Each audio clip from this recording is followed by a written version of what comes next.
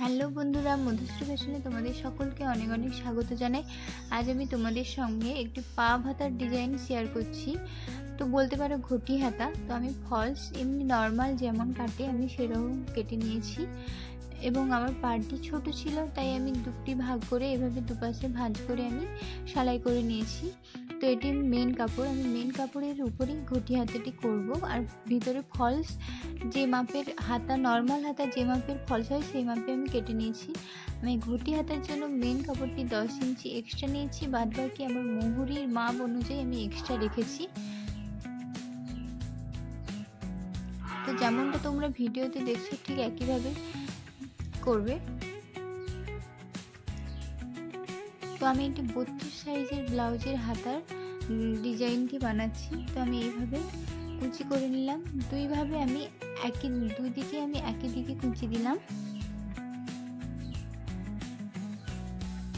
কারণ আমি হাতাটি বেশি ফোলাবো না, সে কারণে আমি একই পাশে দুদিকেই কুচি দিয়েছি। কিন্তু যদি তোমরা হাতা ফোলাতে চাও তাহলে এক্সট্রা কাপড় নিতে হবে এবং হাতাটি প্রথম হাতার ভাঁজ যেদিকে হবে দ্বিতীয় হাতার ভাঁজ তার অপর দিকে হবে।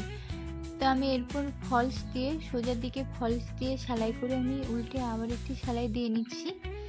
যেমনটা আমি প্রত্যেকটি ব্লাউজে করে থাকি হাতার, তেমনটাই করবে, আমি নতুন করে আর বললাম না। তো আমি এরপর পুরো কাপড়টিতে সেলাই লাগিয়ে নিচ্ছি। শেষে আমি পাড়টি উপরে অ্যাটাচ করে নেব।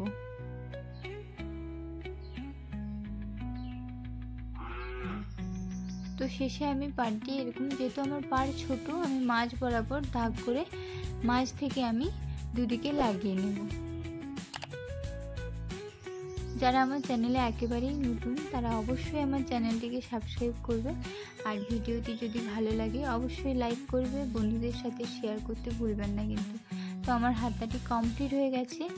তো আমার হাতাটি কেমন লুক এসেছে তোমাদের সঙ্গে আমি শেয়ার করছি।